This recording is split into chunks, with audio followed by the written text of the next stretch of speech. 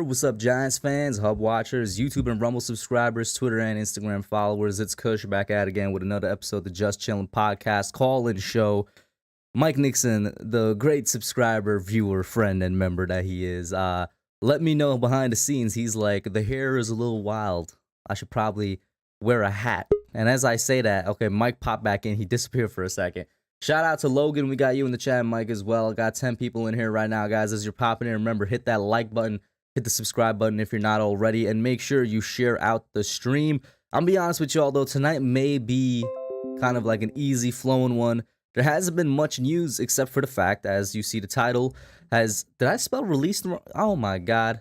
Let me correct that bottom here. But except, as you can see, as the title says, James Bradberry, starting corner for the New York Giants, former #1 corner for the New York Giants, has officially been released. We've been waiting on that for essentially 3 months now, I want to say. Oh man, that's honestly been about it in terms of Giants news. Kayvon Thibodeau got his number.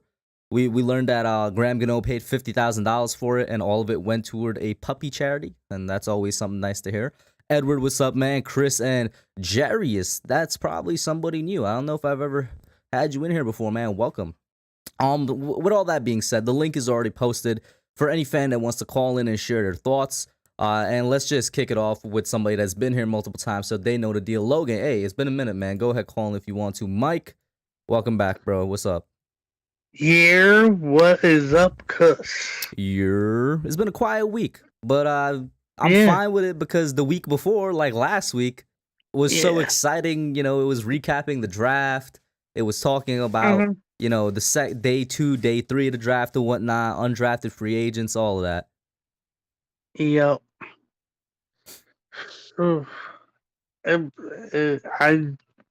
It was just a great draft.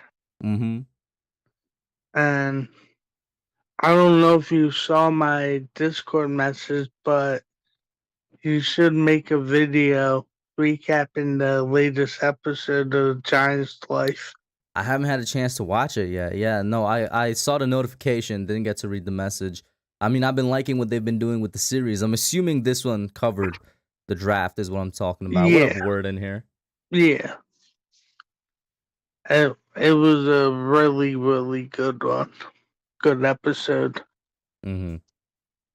And what'd you think about Bradberry being released, man? The final shoe finally dropped. A lot of people view our secondary as a weakness now. I say that remains to be seen if we make any other moves, but what do you think about it? I mean, it had to be done. We have to sign our rookies. So I pretty much expected it. I'm kind of discouraged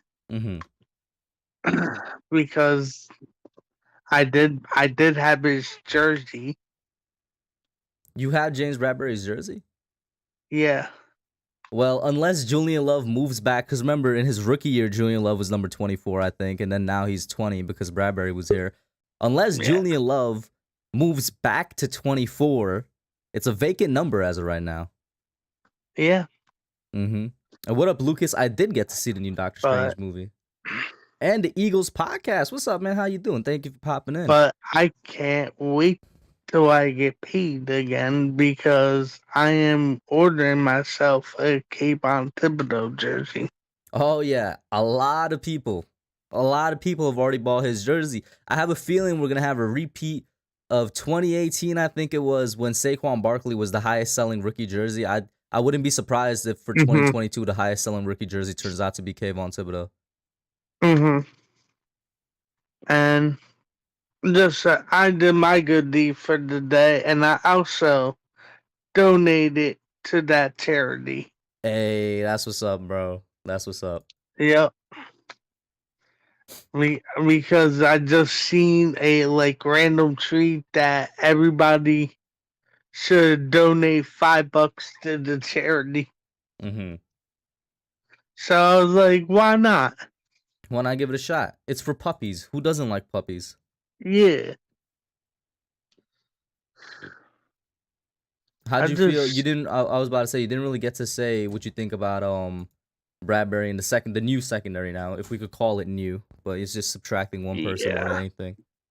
I mean, me personally, I would give Aaron Robinson a shot to play boundary. A Mm-hmm. lot of people say that he can't, but he does have the size to play on the boundary. He's 6'1". I would I would much rather give him a shot at boundary over Darnay Holmes. Mm-hmm. But I mean, it's it's just like I like big and tall corners. Mm-hmm. Not to say that Darnay can't play on the outside, Yeah. but it's just my preference of uh And what did you think? I want to play. ask you, what did you think of Aaron Robinson's play down the stretch of the season, towards the end of the season last year? As I see, we got a couple other people popping in here. Chris and Mike Green, I see y'all. Don't worry, I'll definitely have you guys on in the chat. AJ, Nix, Tommy, and the Dan. Is that how I say that? I see y'all as well. And Big Play Slay is back here too. So we definitely got a little bit of people. Big Oh Play Slay. no, We got the Eagles fan. It's been a no, minute. no. He's been a minute since he's popped on. He's probably gonna talk about AJ Brown when he gets on here, but Yep, it's a great thing I yep. brought him up because we're gonna face a gauntlet of wide receivers in the NFC East now. And how do you feel about our secondary matching up against them? I mean, I'm a little bit concerned, Mm-hmm. but all right. So, like, my thought process here is that if Daniel Jones plays semi good Yeah. for us to franchise tag him, and with our first rounder next year, I definitely go corner. Mm-hmm. And I have a specific corner that I really, really like. Yeah. Keely Ringo out of Georgia. Well, you already know you're gonna have to give me the entire laydown on this man because y'all know me. I don't start until January. So, Mike, let's get what you know about him. uh, he's a, I believe he's a 6'2" corner, and he played pretty well last year for his first time starting. Believe, I believe he didn't allow a touchdown at all last year. Yeah.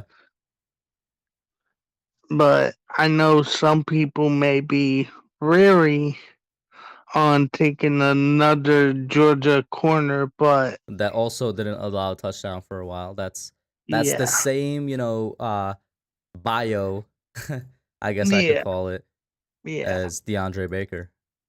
That's But a better Bradberry picture right there. I personally think that he's better than DeAndre Baker as a prospect. Mm-hmm. He's much faster than him Mm-hmm. too, because I believe What would you say is his best trait as a corner? Is it his aggressiveness, the physicality? Is he just a really smart corner? The athleticism? What would you say? I have to do some more research on that, Mm-hmm. but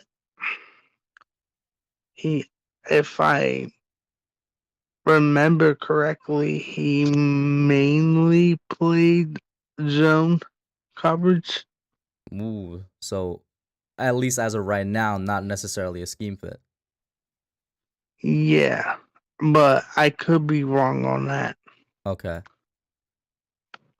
So All right. I'll Well, do I'll I'll do definitely, my yeah. research and I'll get back to you on that. I mean, I'll definitely keep my eye on him, at least in the back of my mind. And if come January he's still regarded as one of the best corners in the draft, we'll have to take a look at him. I see Manny is Yeah. back there as well as Tim. And let me see. If I could get a couple questions here from the chat. AJ Nick says, "Is Aaron Robinson corner number 2 now?" I would think he's the next guy up as of right now, Yeah. because he's probably the best guy behind Adoree Jackson, 1, and then 2. Or We did draft him with a 3rd-round pick. Like, we did spend high capital on this guy, or not or high, but the highest one that's back there right now. or we could do Julian Love can play some outside corner. He did it in Yeah. college. This is true. I would just like, well, you know what? I would love, pun intended, to keep Love at safety, because I feel like that's where we've seen his best Yeah. play.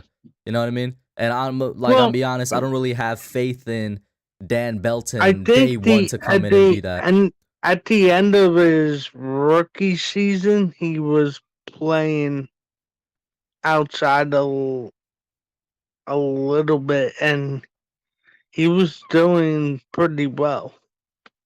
That we're But talking about. We're talking about rookie season. Yeah. No, go ahead. I didn't And mean to cut you off. Go ahead. yeah, that was mainly a zone defense, so that he was playing out there. I mean, we'll see, but We'll see. Yeah. And then Lucas brings up a point. He says a different regime was the one that spent the capital on him. That's a good point. Doesn't necessarily mean he's going to be slotted in, but I still hold the belief that he's probably the best corner behind Adoree Jackson right now on the team. Another question, or not, just a couple comments out here. Tommy says Evans, Corker, Flott, Belton will make it competitive in camp. 2 of those draft picks, I believe the other 2 undrafted free agents. The Dan just showing love for the Giants. We appreciate that. The Eagles podcast says, "Yo, man, can't wait for our games. I have a feeling we're going to see games of some old school, hard-hitting football, and may the best team win, but looking forward to our matchup." I agree with that. And big play Slay, I know he's back here right now. That's how you come in and be respectful in an enemy's chat, bro. You know what I mean? Every time big play Slay popping in here, bro, he acts like he owns the place. I don't know what's wrong with man. But right there, bro, I'm looking forward to some good old school football matchups with you, AK Eagles podcast, and hopefully we could beat y'all, but we'll see, because honestly, I think the Eagles are like the biggest threat to taking the NFC East title this year. I'm gonna keep it real with y'all. So Kush, let me ask you. Yeah. Who do you think we play week 1? Vikings or Commanders? Oh yes. So for those of you that don't know, a couple days ago there was a leak that said the Vikings is the Giants week 1 matchup. My immediate reaction to that wasn't win or loss. It was just that I feel like our front seven is gonna lace the smackdown on Kirk Cousins, because the Vikings O-line is not the best. And if these guys perform up to my expectations, then we're gonna be sacking Kirk Cousins. And then I saw today another leak claims that our week 1 matchup is against Washington. And honestly, I would like it to be Washington, because I feel like we need to humble some Washington fans. That's all I'm gonna say. Yeah. And what up, sober party in here, bro? I see you. Go ahead. I just wanna get the easy part of our schedule then during the beginning of the year, and have our hard part of our schedule like at the end.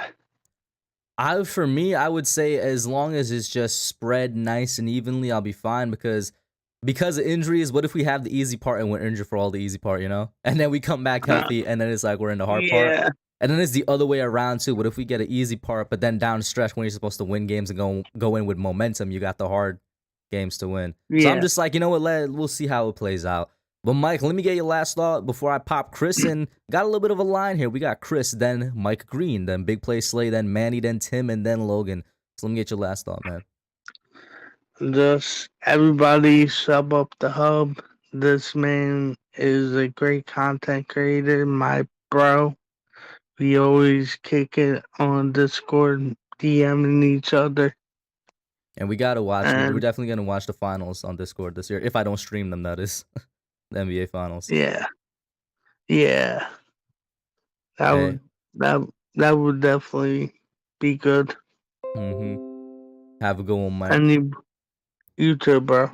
Always good talking to you. And look at Ligma popping in on the last second saying ratio for LeJames Bradberry. Well, That's creative, I guess. Chris, what's up, man? How you doing, bro? It's been a minute. What's up, Kush? How you doing? I'm good, bro. I'm sure. Let me move James Bradberry out of your way because he's in your face right now. Let me get that man moved a little bit, and that way we only see the 2-4. But it is what it is.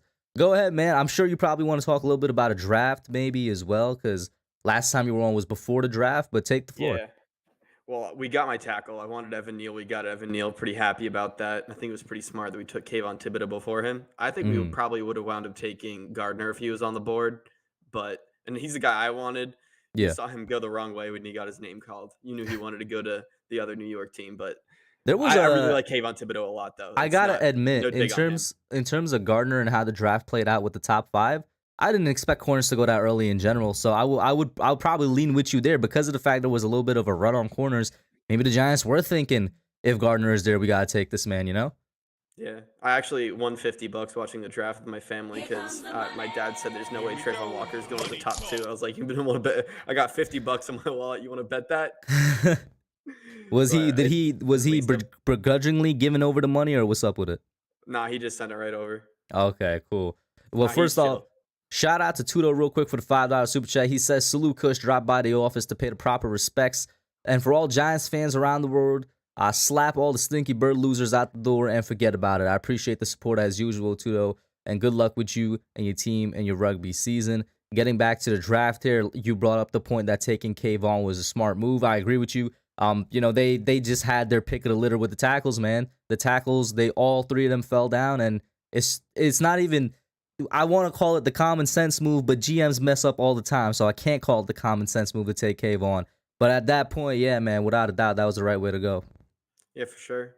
And with Bradberry being released, that was unfortunate. I think that there are a good amount of people who are being a little bit too tough on Joe Shane, and Hmm. that they think that we definitely could have gotten a trade. There were trades in place. He just wasn't going to take the contracts. They weren't good Yeah, enough.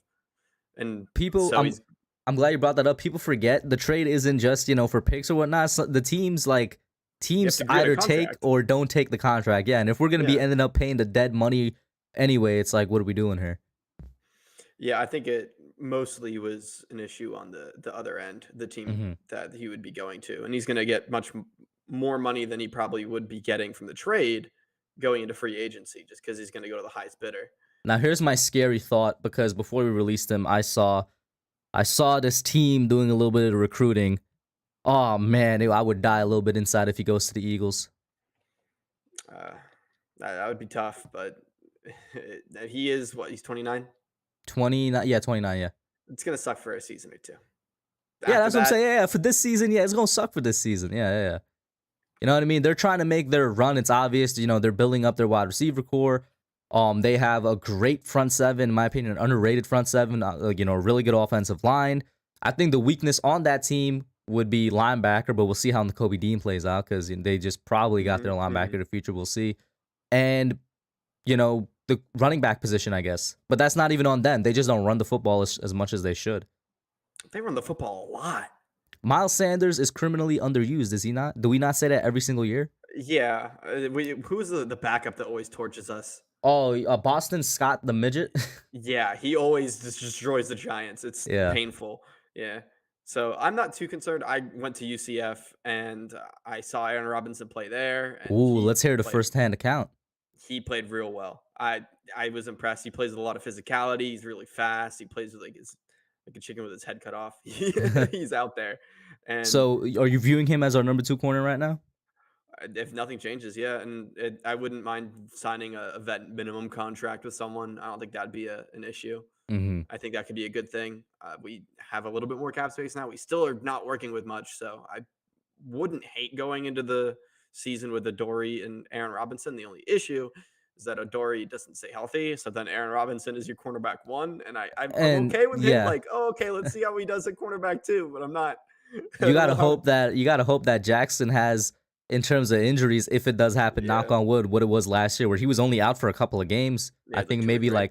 it was like 3 at max or something like that. Yeah. What up, Miz? How you doing, bro? Thank you for popping in, man. Y'all need to check out Miz's channel and the bottom line with Miz, the videos he does around midday time. But this secondary, a lot of people. Okay, so the James Bradberry release, at least looking on it on Twitter, has been so split as always. things are with Giants fans on Twitter. Mhm. There's fans that low key are just completely disrespecting him, yo. They're like, oh, he had a terrible season last year anyway. He I'm did not have worried. a I'm just terrible like, season last year. I'm like, yeah, he didn't have a He had terrible an average season. season for James Bradberry. Like if you look at his career stats, he had an Yeah. average James Bradberry season. He just didn't have that 2020 season where he was great. And also, we all say all the time about how bad the defense was in general because of coaching. It's like they ignore that when it comes to him. And then on the other hand, I see people definitely kind of overrating him a bit, and they're like, "Oh my God, this is the end of the defense. We lost like the best corner this franchise has had in like 10 years." I'm like, okay, he was good. Let's not blow it out of proportion now. Yeah, there's a good amount of coaching issues. You know, we gave up the most points in the NFL in the last 2 minutes of the first half. Oh, That was a don't coaching remind me. issue. That was a record, And that right? That wasn't that a record? it might have been a record. And another point, I think our defense wasn't really that bad last season. I just think that they couldn't get off the field. Like Mhm. the offense didn't do anything, especially when Daniel Jones went down, which I don't think this is a hot take to say. I think that he is going to have the best season of his career, but I don't know if it's going to be good enough. Like I think it's going to be better than his rookie season, but that could mean 27 touchdowns, 8 picks. Yeah. That could mean, but it also could mean 35 and 9. I wouldn't mind throwing more picks. I just play confidently. And I'm glad another point you brought up. But guys, every time Chris pops on, he been bringing up points, man. Which is that I agree. I think he's in, or at least the things are there on paper. Like he has the tools to have the best season of his career. We just don't know what his best is, and if the best is like a top 15, just a top half quarterback in the NFL. Which is like, all right, I feel like if you're a team that's going to be looking to compete in the future, you need at least a top 15, top 16 quarterback, right? You don't necessarily need the top 5 guy. You know, Matthew Stafford, I'm a big fan of him, but he's not a top 5 quarterback. He's like a top 10 guy, I'd say, right? So Daniel, if he wants to keep his job here, is he going to be up there, I guess, with the Dak Prescotts of the world? Like Dak Prescott, Ryan Tannehill. Yeah. Those are the guys, Kirk Cousins, those are the guys he's going to have to look to have similar production to. And so I want to ask you, actually, well, like, if you had to project, let's say there's minimum injuries, you know, the offensive line actually was improved. You know, Okay. how do you think it fares out? I think he fares. As I just said, I think he's gonna have the best if things don't break apart like they did So last let me season. alter the question. At the end of the season, is he still the quarterback going into 2023? Yikes! I don't know. I'd lean. And that's a fair answer. 60 yes, 40 no. Mm-hmm. Because I don't even think that it gives him that much of an edge. Like he needs to have a really good season for them to keep him on. Because there are some quality quarterbacks that are coming up in this draft, and I think that I saw there immediately they were way too early 2023 mock drafts, which don't really mean much. But I do like the raw talent that I saw out of the Kentucky quarterback. Because you know when I was watching Wan'Dale Robinson, I was watching who was throwing it to him. That guy has a nice arm. So if you're Will going Levis, for, right? I've seen his name pop Will around a couple Levis, yeah. times. I like him. And I also, there's something about these big school quarterbacks that they just don't always pan. I mean, no quarterbacks always pan out. And what I'm thinking about, it's like you got Deshaun Watson. I mean, Jalen Hurts and Mac Jones. Those are both Alabama quarterbacks. I think they're okay. But are they like great? And they're quarterbacks that come from smaller schools that do much better. So, and Kentucky's a basketball school, so I wouldn't mind having a basketball school quarterback. Duke is also a basketball school. We have a basketball school quarterback right now. It's true. Yeah. We'll take a shot at another one. At least that one's from the you might have SEC. walked into that one. Might have walked right into that one right there. Yeah, tough. All right, and I then like Daniel Jones though. Huh? So I like Daniel Jones though. I don't hate him. I'm not. Yeah, I mean, scared when he drops under center. The crazy thing with Daniel Jones isn't even with Daniel Jones. It's what I like to call the Daniel Jones brigade, which is that if you don't say this man is going to be the best quarterback all time, essentially they think you hate him. You can't be realistic with him with some Giants fans. That's what it is. I'm sure there's some people who are like that. Those are just very passionate fans who don't really look at anything dispassionately. Yeah. Which I think that even when you look at Daniel Jones dispassionately, you see that, he did not have a lot to work with. I really think the offensive line last year was dude has had, all listen, backups. John Mara said one thing that was at least completely truthful, and that's he's been set up for failure essentially every year he's been with the team. Yeah. So let me ask you about our first round pick, Kayvon Thibodeau, early early sack predictions. Is he gonna break Aziz's rookie record for sacks, or is he not gonna do that? What you seeing for him? Who's gonna benefit more from the addition of of Kayvon, Aziz or Kayvon? Ooh. I don't know. With Wink, I like freaking McFadden can get 4 sacks. Yeah. So With Wink, I it's think there was tough. an interesting stat in his years in Baltimore. Somebody's definitely going to correct me on this if I'm wrong. I don't think there was a player that got double-digit sacks from the edge rushing position Who they have? because it was very spread out, the sacks.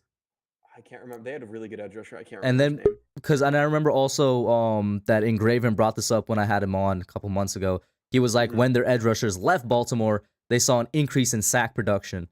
So it's like, and the way I took that, I'm like, okay, it was just a lot more spread out, Yeah, throughout and just I'm all everybody on right. the I team. don't like if Kayvon Thibodeau gets 7, 8 sacks, but when you watch the tape and when you watch the He's getting games, pressures and stuff. he's Yeah. getting pressures and the quarterback's rattled.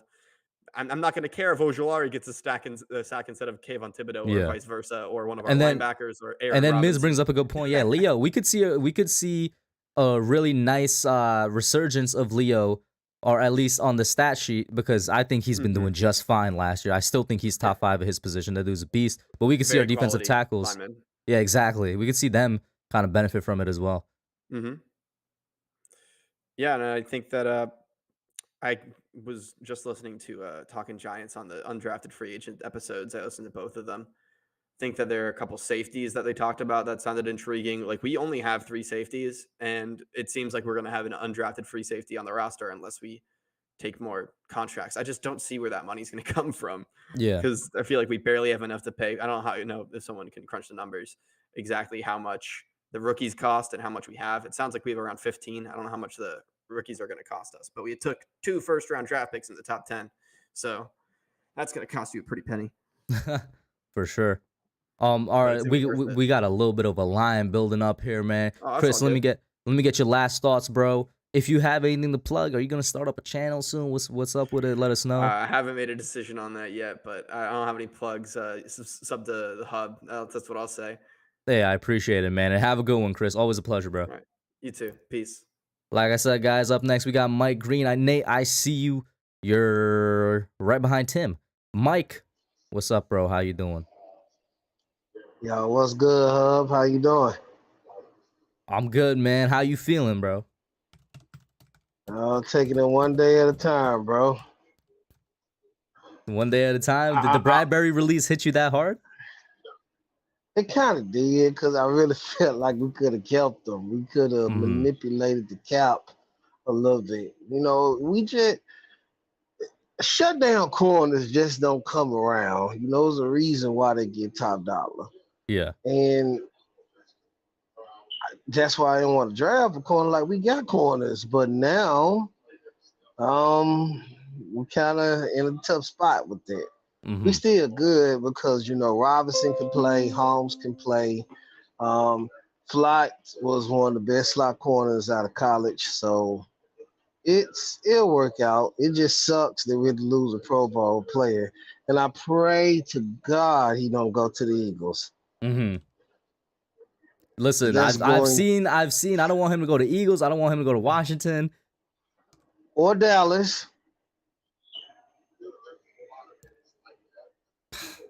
Listen, the reason I'm not worried about Dallas is because Dallas is Dallas. They could get all the players they could have, and they could still mess up. They're America's trash for a reason. Of course, I got you. Yeah. No problem. Go ahead. Let me pop in Nate here too. Go ahead, man. Yo, sorry for the misunderstanding there, Kush. That's my B. No, that's also on me, bro. Nate, multitasking. What's up, man? I got a link from this man earlier, and I didn't see it until about 2-3 minutes ago, so that's my fault there. That's all good. Continue though, Mike. Hey, do you think that the slot receivers that we got should have at least 700 apiece if we use them right? Did you say receivers like with an S? Yes, he means like Tony and Robinson. Oh, okay. Yeah, Tony and Robinson. That's interesting. The last receiver to have like 800 yards, not named Odell, fun fact, was Ruben Randall. So I don't know. I'm just putting that out there. I mean, I think it's possible. It's certainly not impossible. I mean, I don't know if "should" is the word I'd use, but it's possible.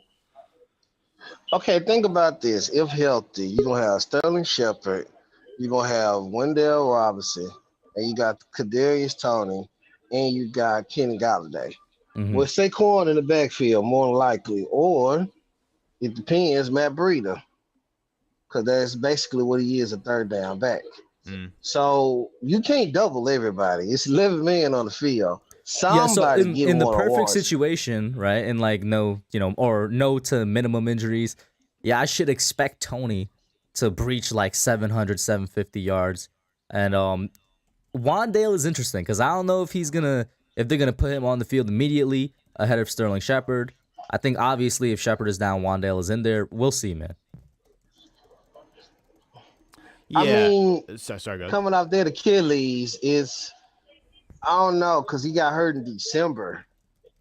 Mm-hmm. You know what I'm saying? So we'll see how they use him during the preseason, do training camp. Then we'll know his health status. Because if he like more on the sidelines than on the field, he ain't ready yet. And with Wandale as well, do you think? Well, this is what you were just saying. How much do you think he could progress in training camp? How much do you think he could progress with the offseason program coming up in terms of building himself as a receiver? I think he could progress pretty quickly Mm-hmm. because, Cole Beasley from the Bills killed in his offense. He was killing before Stephon Diggs got there. Mm-hmm. Stephon Diggs just opened it up even more for him Yeah. and Gabriel Davis. And Gabriel, And, it was Cole Beasley, and was it Gabriel Davis or was it somebody else that has that similar size to Wandale that people were bringing Gabe up? Davis. Yeah, It's that Gabe people were John bringing up when Brown. we drafted him. John Brown. Does he have similar size? I don't remember what his specs are. I don't think he's that small though. Yeah.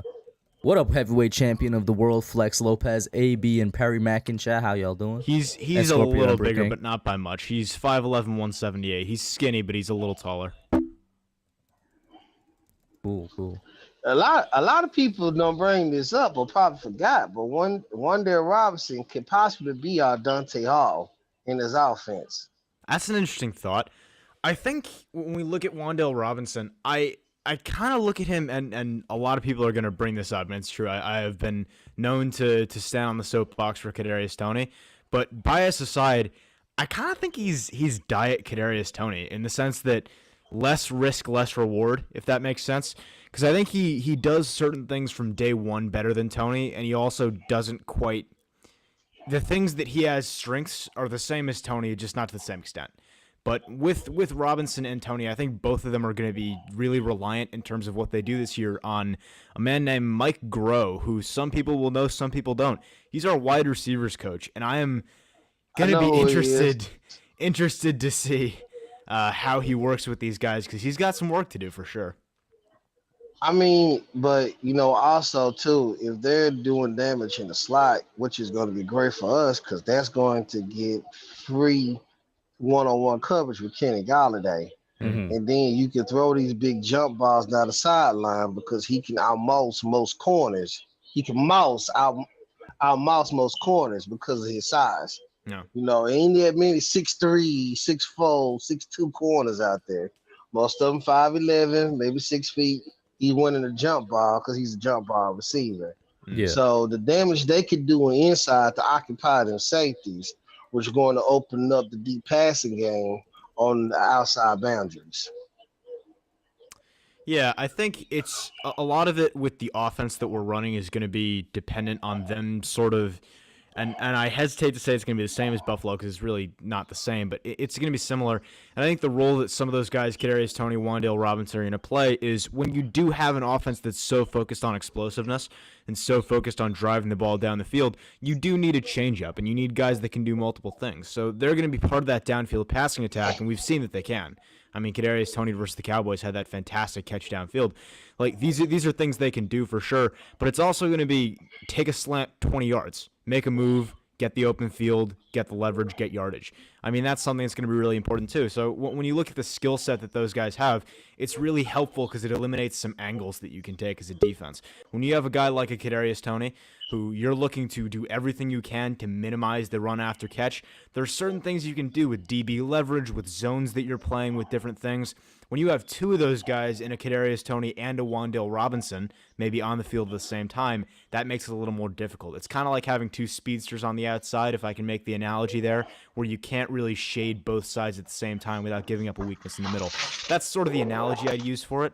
But yeah, I think when you're looking at Buffalo's offense that they ran, that we're now going to be stealing from them, I guess, it's going to be a lot of deep crossers. It's going to be a lot of play action shots, and I think that's going to be something that our receivers can certainly handle. I would also say that if we're looking for one-on-one wins, we're going to look for some development from these guys because it's not really in their skill set yet, except for Galladay. Got a comment here from Big Play Slay, the resident Eagles fan, if anybody wants to respond, because it kind of relates to the topic of Wan'Dale. He says Wan'Dale is like a twitchier, less worser, great grammar, route runner version of Cole Beasley. That's Philadelphia grammar right there. I say that because Beasley is a damn good route runner, and when you look at W-Rob, you'll use him pre-snap and RPO. I guess, anybody want to respond? Yeah. Okay, cool. It depends. I mean, but see, Saquon gonna be valuable in this offense too, because when you got these 4 wideouts and you got this monster in the backfield with a more improved offensive line, you don't know what we're finna do. And if you're focused on our receivers and say, screw this pro ball running back in the backfield, remember, he can catch the ball too. So as you were bringing up D-crossing routes, and you bring a wheel route behind it, if you're one-on-one with linebackers, that's Cook. 100%. Let's go hold him on, because unless he drop it, that's touchdown all day. Mm-hmm. And now the safety got to make a decision. Do I follow this cross that's coming across my face, which is my assignment, or do I jump over here to Saquon because I'm tired of him killing us for 50-yard bombs every week? Yeah. So what now he's you're putting the defense in a predicament. And what he's bringing up there is conflict, and that's the number one thing for offensive design. You want to take 1, 2, 3 players in a defense and put them in conflict with their assignment. People talk about RPOs, people talk about option plays. That's the entire idea. And you can do with just route concepts as well. So he's talking about wheels behind crossing routes. Yep, 100% money. I mean, we look at what Saquon did against the Saints. Him and DJ were on the same page. Saquon came up to him after a play and said, hey, that wheel's there on the backside. Next time he ran it, touchdown. So, I mean, you're definitely going to be seeing that stuff. I'd also say, when we look at the original comment from Slay, I kind of, it's not wrong, but it's saying that Wan'Dale is like a twitchier, worse route runner than Cole Beasley. It's kind of like saying... Wait, his grammar was less worser. Okay, you're right, it was, whatever. It's kind of like saying that I guess it's like saying Kadarius Toney is a slower, more agile version of Tyreek Hill. Like, yeah, but what's the point? Daniel Jones is a less agile, more don't you dare say focused Lamar say. Jackson. Like, okay. Yeah, okay, sure. Like, what's your point? You can, if you want to twist words like that, Patrick Mahomes is a stronger version of Jalen Hurts. Yeah, all right, cool. Like, I don't know what your point is, but yeah, I guess. And then real quick, go ahead. No, go ahead, Mike. Since you brought up Jalen Hurts, Nate. No, go ahead. No, everybody, since they got Jaylen Brown, they just crown these people. Like, yeah, ain't no need for us to even playing for the division. The Eagles got it. And I'm just so confused. Like, so this man accuracy improved in a few months? Yep. I mean, I'll say this. I still think the Eagles are like the best team in the NFC East as of right now. I still think it's the Cowboys, honestly. This is complete bias on my part, and yes, not good logic. But I just don't have faith in the Cowboys.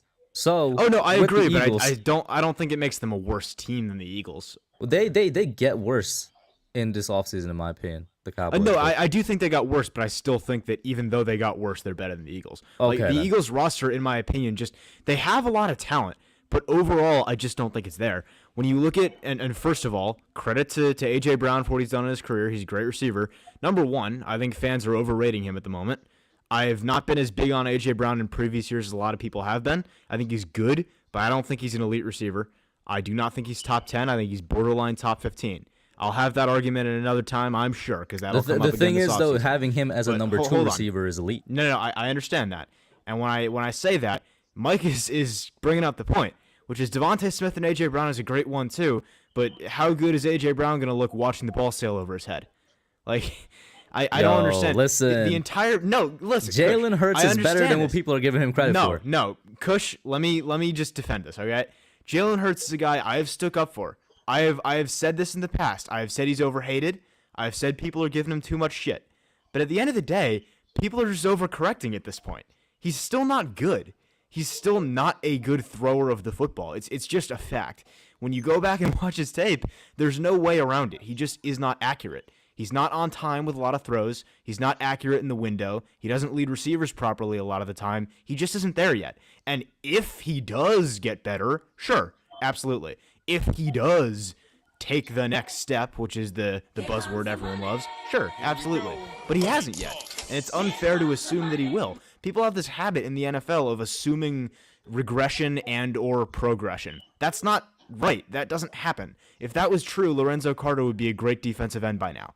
That's not the way football Giants works. legend Lorenzo Yeah, Carter. like people think it's like Madden, where if you play enough reps and you get enough XP, the player just gets better. No, not always. That's just not true. And then you look at the Eagles on defense as well. I'm a big Nakobe Dean guy. I'm a big fan of his as a player. But even with him there, first of all, you have health questions, which is a legitimate thing. Second of all, even with him there, the linebacker core is still not good. The safety spot is going to be an issue.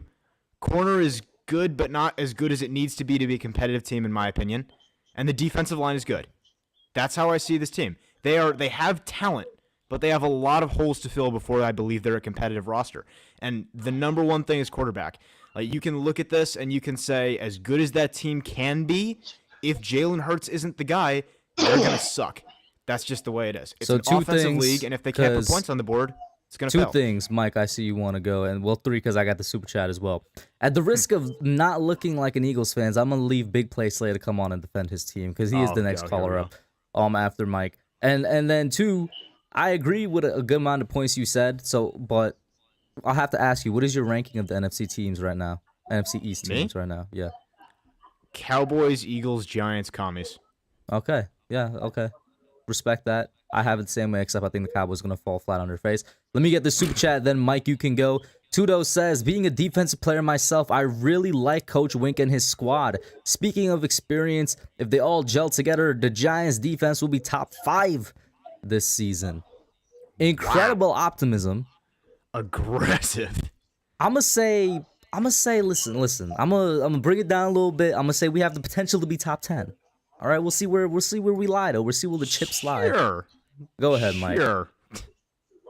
Jalen Hurts is not a bad QB, but at the same time, that's because you can run. They don't make you accurate. Yeah. And the Philadelphia Eagles like to take really a lot of deep shots, but the problem is they don't have a deep, accurate quarterback. No. So, with that being said, that's why Jalen Hurts is going to hold his offense back, because unless he improves his deep ball accuracy, you're not going to see the full potential of this offense. That's why they have to rely on the run game, because they know they can't stretch the field. Yeah. Even though they don't run the ball as much as they should, but they are deep passing offense. He wants explosive plays too, but you can't get explosive plays if your ball is off. It don't work that way. Yeah. So the Eagles are talented, but they can't be beat, because didn't we beat these guys with this talented roster? Ain't run much really changed, but they just added. No, AJ I Brown. think they got a little bit better this offseason for sure. I'd say. I think Nakobe Dean is a big addition for them. I would say that Okay. I would say that A.J. Brown is definitely big for them. I would say that even though it may not be the impact that people think it is, I would say that Jordan Davis is going to be from day one an impact player, just not in the way some people think. I think they And we definitely can't got forget better. about Hassan Reddick. Absolutely. I think they definitely got better. I just still don't think they're competitive yet. I mean, it all comes back to Jalen Hurts, and you said it. This is a team that's built to attack deep. If you look at what these guys do, especially at the receiver position, you look at AJ Brown. That man is a deep ball receiver, no doubt about it. So you look real at quick, Devontae Smith. Nate, I'm gonna have he's to a guy cut you that's going off. to get open on routes. Yeah, go ahead. Just because so Mike, because there's a line I'm actually trying to keep. I've been keeping it really consistent with 15 minutes per person tonight. Let me get your last thoughts on the Eagles thing, and then if there was another thought you quickly want to express, you could get out to the world, and then I'm gonna pop on Slay. All right, cool. The Eagles are on top of the division for right now because we're going off potential. But this division, like every year, is always wide open. And guys, this ain't the old regime, this is the new regime. So we're going to find a way to be competitive this year. This year ain't just a throwaway, So get ready for some good Giants football. I'm confident in that. Hey man, I appreciate that. And Mike, Mike, if you ever do start a channel, there's a lot of people that call in here sometimes go and start a channel, man. Definitely let us know. We'll try and support you as much as we can, bro. But I appreciate you calling in every week, bro. Oh, no doubt. Peace. Oh yeah, new black hat. I hope you like it. That kind of looks like the 2020 draft hat. I think was the black hat like that. Yeah. It is. Yeah. Have a good one though. All right, peace, fellas. Before I pop on Slade to come on, and I'm sure he wants to defend his team. I'm sure he does. AB, what's up, man? Antonio. It took me a minute to know it was Antonio from the Breaking Topics podcast because the name threw me off. Joseph Clark, what's up, bro? I want him to come on and actually argue this. I do Manny's want him to coming on. Manny's the caller up after Big Play, and then we got Tim and Bobby. Let's get both the podcast hosts on then, bro. The link is there, so we'll see if he pops in. Slay, what's up, man? Yo, what up, Nate? What up? What's up, BPS? Been a minute. It's been a while for True, man. I mean, yeah, people think I disagree or agree. This is how I feel about that. AJ Brown, of course, it was a big addition. Jordan Davis, good run stopper. He's 6'6". What is he, like 320, 330? He's a big man. Then you add Nakobe Dean. And I also want James Bradberry. Because piss off. Piss off. Like, if you look at what we did last year, right? We were press zone with press man, right? And that's what Slay likes to do. He likes to go press man. So if you add another guy that likes to go press zone, I think it could work. Oh, God. It's disgusting.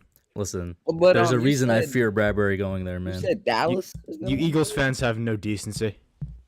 You said Dallas is going to win the division? No, so that's what I wanted to clarify. I think Dallas is better than you. But by the strange supernatural laws that govern the NFC East, the Eagles will win the division, or at least someone other than the Cowboys. I understand that. So yeah, even though I think the Cowboys are the best team, they will not win. The thing is, as much and this is an unpopular opinion in a way because a lot of people are disappointed at what the Cowboys did in the draft. I actually like what they did. I'm gonna be honest. I think the Tyler Smith pick was good. I know they passed on Hot the take.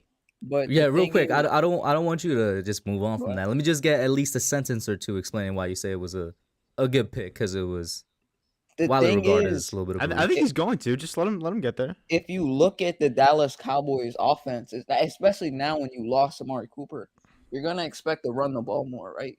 And if you look at Tyler Smith last year at Tulsa, he was more of like a run blocking type, I guess, tackle interior guard. And now you rotate him to the guard position, and he has experience there. And that's the thing that he excels at, run blocking. He's gonna develop in pass protection. I don't think he's excelled in that yet. But the thing is, I don't think Dallas is gonna throw the ball as much. I know they have Lamb, and you have Jalen Tolbert that you just added from SMU, and then Gallup's hurt. But I just don't see them throwing the ball as much this year, like as they did heavily the last 2-3 years. Yeah, it hurts my soul to say what I'm about to say, but me and BPS are thinking along similar lines here. I defended the Tyler Smith pick. Maybe not. I never said that it was good, and I still don't think it is. I don't think it's a good pick, but I think it's a pick that we shouldn't be so quick to call terrible. Yeah. Because, and I said this on Twitter, and this got some heat. I think it's not a one-to-one comparison, but it gives me vibes of Zach Martin. And I think that when you look at Tyler Smith as the upside that he brings to the guard position and the fact that they have had that blueprint for success already, it does worry me a little. I still wouldn't call it a good pick because, again, it's a reach, straight up, plain and simple. But I do feel like the potential is there for this to go very badly for the NFC East. Mm-hmm. I mean, personally, I like what the Giants did, though. You added Same. Cordell Flott.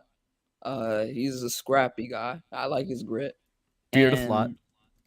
Wan'Dale Robinson. I mean, bro, I love Wan'Dale Robinson, and I hate the fact that there's so many Giants fans that just like disrespect the player because they don't know about him, right? But the thing is, if you go back and look, I understand that, he can't get off of press coverage. But look, that'll develop. Tyler Lockett wasn't great at press coverage when he came into the NFL, but he developed that as time went on. And Wan'Dale Robinson's going to develop the same trait. And if you look at what the Giants' offense is predicated around, is Brian Daboll's offense. Look at what they did in Buffalo last year with Cole Beasley. And y'all saw my Cole Beasley, Wan'Dale Robinson comparison earlier. Mhm. I said worser. But I Interesting. meant to say, I guess because Cole Beasley's a damn good route runner. So if That he you is. take some route running away from Wan'Dale Robinson, which he isn't great at, then you get a twitchier version of like a Cole Beasley-ish type. Like, if you get what I'm saying.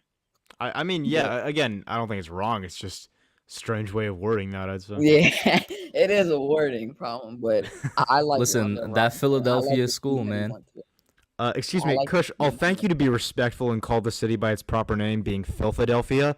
I'll thank you to show some respect, Kush, on Let me your get own a- stream. There's like 3 comments here I want to get from the chat. You have Raj first says, let's say the whole team, referring to the Giants, plays very good, but not Daniel Jones, and we feel that we are a quarterback away. Should we trade for a quarterback? We No, don't know who's absolutely not. available, but some QB will unfollow the team's Twitter. I'm also with Nate on this one. Nah, if we're actually like a QB away, in order to trade for that QB, we probably have to give up a couple pieces that make us a QB away. So I'm gonna say nah. I like then- the way he said that, though. Yeah. One team will unfollow his team on Twitter. He's not lying. He's telling the He's truth. right. Yeah. And then Joseph Clark says, Tyler Smith went to a team that knows how to identify offensive line talent and how to develop it. I don't think it's a reach that the others think. Somebody brought up before that it was a similar situation. Was it you, Nate, with Zach Martin? Or was that somebody Just else? said that. Yes. No, oh, you did. My bad. I tuned About- out. about But it like was on a 3 minutes previous ago stream there, or something. Kush. Yeah. I It was did like, say it before as well, but about 3 minutes ago, yeah. yeah, Yeah, but by the way, because Kentucky's quarterback right now is speaking Will of Levis? Wan'Dale Robinson is Will Levis, right? yeah. Imagine if y'all could get Will We're not Levis getting into next that. year. Are we going to have this No. fight tonight? We're I not hope getting that into doesn't anything happen. Will Levis related as of right now. Because Okay. I think it was Bleacher Report that tweeted out one thing where it's like teams love to connect college QBs and wide receivers, and all of a sudden that's been exploding all over the internet. Wan'Dale Robinson, Eventually, Will me and the internet are gonna have a big fight about the next college QB class. Eventually, it's coming. And then It's down Liz the road. says, I do know one thing. I've been watching football 36 years. Every single year the Eagles have expectations and they suck and fall on their face, except for 2017 because they got the Super Bowl that the year. thing is though, with that year, I was expecting to get to the playoffs, but I didn't think we were gonna win the Super Bowl. Like, I'm gonna be honest. We had a dude by the name of Nick, and a very Yeah. nice nickname. What up, Alex from Big Blue the Bronx in here as well. But go ahead, Slay. What's the next Yeah, thing I you don't want to think we tackle? win the Super Bowl if Carson Wentz was the QB that game. By the way, Really? No, Wow. I'm with him.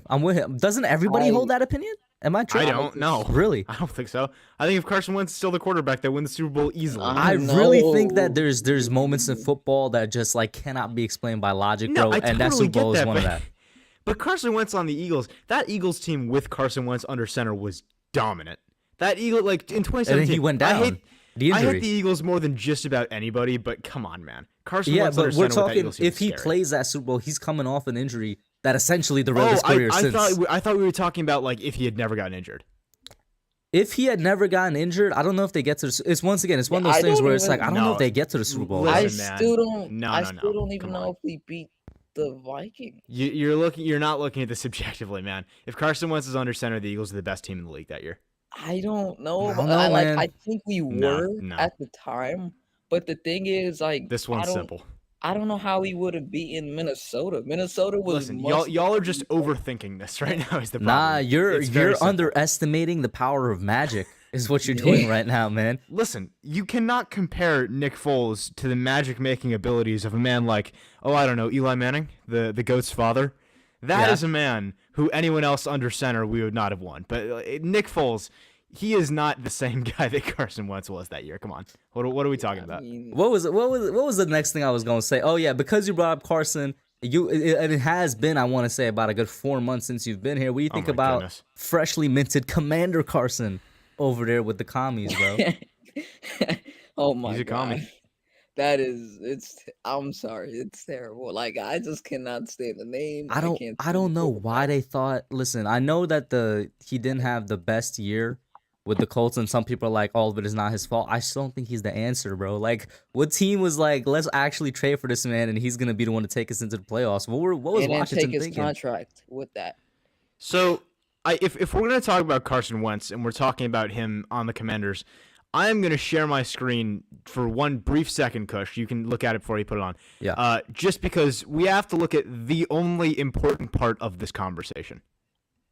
And you can put it on stream if you feel it's if it's appropriate for the tender for the tender eyes of those who might be watching.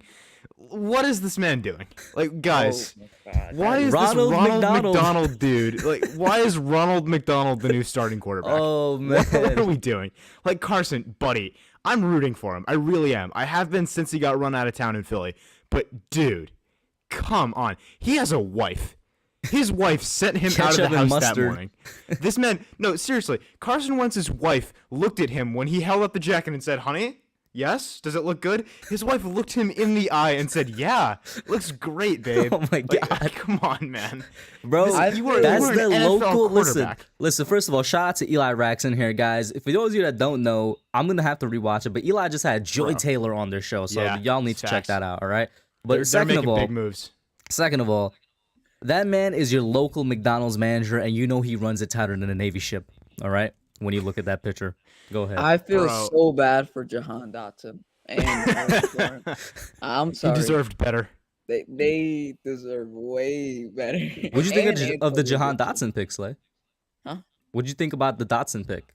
It was a damn good pick. I know the value might have seemed like skeptical, but I had him as like a top 5 receiver, and I don't know if it's a stretch, but I compared him into like that Tyler Lockett-ish range when he came out. Wow. Because Lockett wasn't great in some like route concepts coming out of college, but if you look at what Dotson is, some route concepts not great, but in other route concepts he's damn good. But like the thing with him is like he's a guy with great body control, and look at what Lockett did last year. Number 1 body control in the NFL. Not sure how you rank that stat, but sure. Yeah, I mean, bro, that dude is a dog. I am a huge fan of Dotson, and it just sucks that he has to go to the Commanders. Like, damn. Well, see, now you understand what it's like to watch Jalen Hurts and Green. Kayvon to the Giants too. Oh my god, that hurt my soul. Which one hurt your soul more, bro? No. We can't move on from the Cowboys without talking about the fact that they wanted Kayvon Thibodeau so bad. And Evan Neal. Both of them were 1 and 2. Both of them were 1 and 2. It's beautiful. You know, Slay, I hate to put you on the spot or, torture you more, but out of the 4 NFC East teams, which one of them had the best draft? Oh my god. If I'm personally being honest, can I take the Eagles outside of it? Because no, you have to rank it with the Eagles. God. All right, Dallas. I think Sly. If it was between Dallas and Washington, I would put Washington 4, Dallas 3. It's got to be between us two. I'm sorry, and I'm gonna say Philly. I had to say Philly. Like Philly, the best. Realistically, like, wow. Wow. L's in chat. Y'all got a linebacker that was lying about his health, bro. You're not concerned about that? I don't know, man. Bro, the dude had like a torn labrum. And he wasn't telling anybody, and then he's refusing to get surgery. It's a bad look, man. Dude is Thank you, chat. He's definitely oh my god, bro. Look at all the L's in chat. We got Skylar calling you unclassy, man. L. Bro, It's L's in I chat. like That's you what it guys' is, draft. Sly. I like your guys' draft, but I just feel like we got a proven receiver, right? And then we got Well, AJ Brown doesn't count as your He's draft. not a You didn't pick draft him. pick. well, Yeah. okay, if you look at the rest of the draft, we got a, I guess, first round graded linebacker in the 3rd round and arguably the best defensive tackle at, what was it, 13? I mean, we did trade a little much to get Listen, him, but Devontae Wyatt is gonna be the best defensive tackle out this Oh draft. God. I Kush, kind please of, stop. I'm not even gonna lie, I could see that. Yeah. If I Who was he thinking- ended No, up going I to can again? see it, but Who do you can we end up not going to? disrespect Jordan Davis on the stream, please? No, Jordan Davis is a want to beast, bro. Jordan Davis is a beast. Yeah, Hopefully I he love doesn't become Devontae obese, Wyatt. but we'll see. Devontae Oh, Wyatt is a God. guy, bro. He's a dog. He's a Yeah. dog, bro. That dude's a monster. I do want to take a minute though, just because this bothers me. It really does, and I hate that I'm standing up for an Eagle. It's disgusting. Oh, no. Stop. But I gotta stand up for Jordan Davis because this is nasty. Like, it's gone too far. People are they refuse to admit that he's anything more than a 2-down lineman, and he is. Like, he's not perfect in the pass rush. He's not even as good as a pass rusher as Devontae Wyatt. But if you're gonna tell me that a guy with his athleticism, his strength, his agility, his raw speed, that guy cannot be developed into a 3-down lineman, you are outside your mind. You have left the station. You are a few pancakes short of a stack, however many euphemisms I can fit into this sentence. The point is, he's just so good. He's so freakishly talented. Any defensive line coach that has any reason to be anywhere near an NFL practice field should be able to make him into a 3-down lineman, without question. He's just so talented.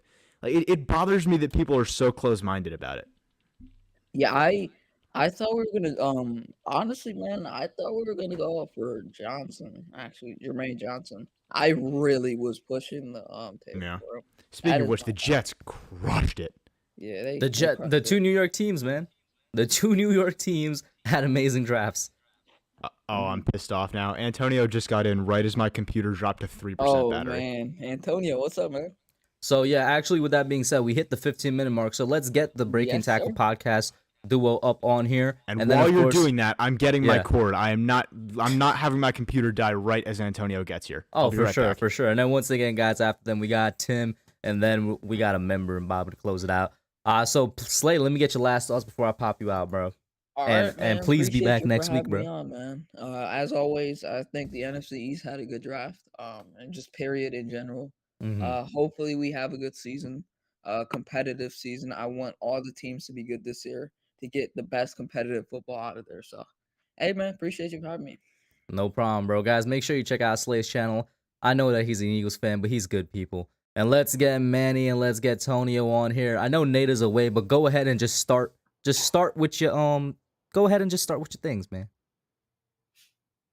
Yo, what's good, guys? Yo, what's good, partner? How's everything going, yo? Kush, what's going on, man? I'm You good, How man. you How are doing? you? How are you, man? How are you? I just wanted to come in, man. And I know Nate is be back, but he's slamming on my boy Jalen Hurts, man. Jalen Hurts, I think next year is gonna be at 4,000 passing yards and 1,000 rushing yards for the season. He's gonna have 5,000 total yards, and they're gonna win that division. That's how I feel about the Eagles, and I feel like we're gonna be second in the division, and third is gonna be the Cowboys, and fourth is gonna be Washington.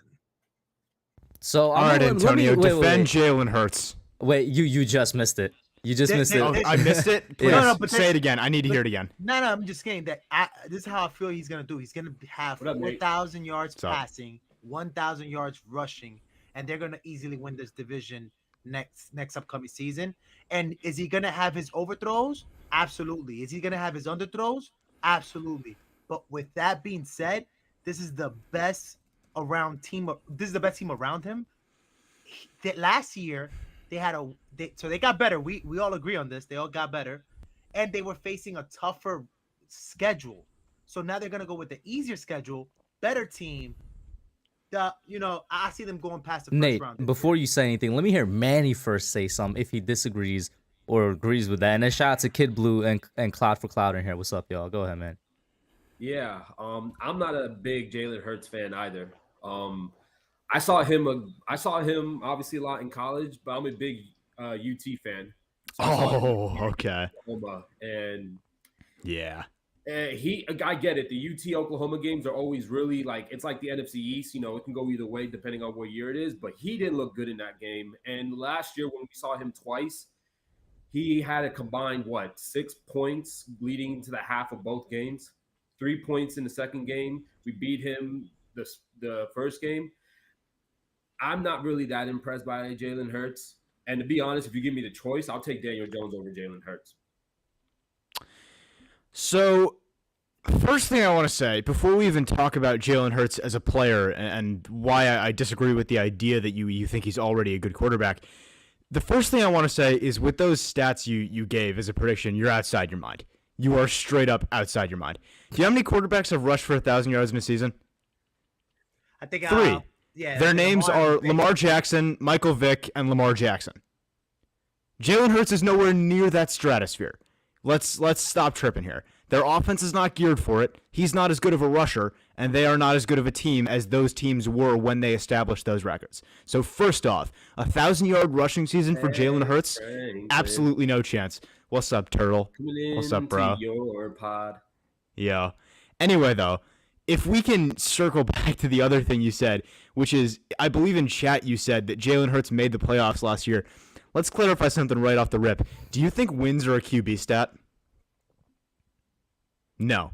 Okay, so Jalen Hurts should not get credit for them making the playoffs then, especially since they made the playoffs since so many NFC wildcard teams were trash last year. Do you remember the wildcard race? Do you remember how pathetic that was with the Eagles squeaking in? Do you remember the Vikings going into that wildcard race last year? The playoffs last year mean nothing. And then they got to the playoffs, faced the Vikings, and Jalen Hurts had the worst game of any quarterback in the entire playoffs. Not close. It was terrible. The Vikings, that was LSU versus Oklahoma in that 2019 playoff game. That's how bad that first half was. So if we're talking about Jalen Hurts last year, we cannot look at that playoff appearance as meaning anything to his credit. And if we're talking about the guy on the field, yeah, he has the potential to do good things, but he has not shown in any way that he is a good NFL passer. In any sense of the word. Deep downfield, he doesn't have the touch and he doesn't have the accuracy. Intermediate, he misses easy throws. And short, his timing is off. The dude is just not a passer yet. If he eventually becomes one, absolutely he's a threat. But he's not there yet. And you can't expect him to be for no reason. 3,000 yards. I'm sorry? He had 3,000 yards even last year with a What was his touchdown and numbers? 16 touchdowns, 9 interceptions. So, but he also, just remember also his the receiving cast matters. Like it totally does. You're right. Who's catching him is good. He has AJ Brown now, man. Like it's gonna be ugly over there, man. Like it's. So what happens? So what happens during this season when the highlight reel shows up of him missing AJ Brown 5 times in one game? It's gonna happen, and I'm saying, despite of that, he's still gonna put up numbers. Despite of that. Okay. So first of all, let's clarify another thing. Do you think that numbers are indicative of how good a player is 1-to-1 ratio? Do you think that is the indicator? No. I what you're saying. Yeah, no. Film speaks a lot. And to be honest, one thing that I got last year that I didn't like was when people would say that his offensive line is this elite offensive line.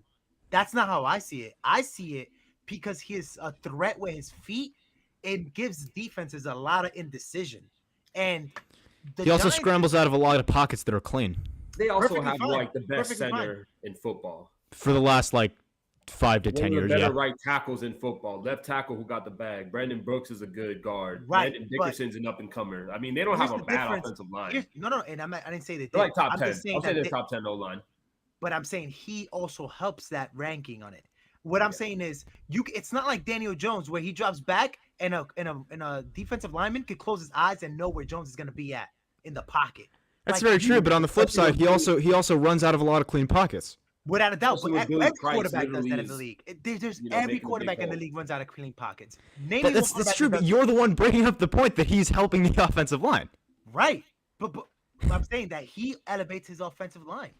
Yeah, and that's if you're saying that if he rolls out of a clean pocket, right? That avoids any potential of a sack, absolutely. Right. But it also breaks down the offensive concept because then he's not on time for the passing routes. At the end of the day, when he breaks the line, though, he's gonna play backyard football. It's gonna be a big play, or it's gonna. And he's not a good backyard football player. He's just not. I mean, Being a scrambler doesn't make you good at improvising. He cannot throw on the run consistently. He's not good at improvising like the other guys in the league. He's not there yet. He's just not. I thought he did enough with his cast of last year guys. Come I think that on. this year is going to get even better. I mean- And listen, I get what you're saying, that just because you made the playoffs in that trash of a league last year, perfectly fine. I understand that too. But I also understand that when you win games and when you get to the playoffs, your team gets better. Your team progresses. The regression is positive. Let me hear from Manny, because Nate and Tony, y'all been going on for a little bit. Let me hear from Manny if there's anything on this topic right here. I mean, I when we're just talking about the NFC East, I definitely think right now I would put that ranking exactly what Nate said. You know, Eagles. Actually, I'm sorry. No, I misheard. I'll say right now the Eagles probably are better. You think so? Cowboys second. The only reason why is because the Cowboys didn't do anything and they lost like their Sure. number one threat, Amari Cooper, who's been like, look at Dak's numbers before Amari and then after Amari. They're different. That's worrisome. Zeke Elliott. I mean, for the Cowboys, I don't give a fuck. That's awesome for us. For the Ezekiel Elliott, you know, he's not getting any healthier. You know, your number one is CeeDee Lamb, but their connection isn't really there as well. And then they also lost their right tackle, and they, you know, haven't really. And I mean, Tyler Steele's all right, but it's a lot easier when you're not, you're not meant to be the starter. Yeah, sure. That's the only reason why I'm not really in. And also, they lost. You know, I don't really know what they did in the draft outside of Tyler Smith. Yeah, losing Randy Gregory is going to hurt the too. Second round. Yeah, so it's going to be interesting. The Eagles definitely did upgrade. Absolutely, they got better. I don't think the Commodores did anything in the draft.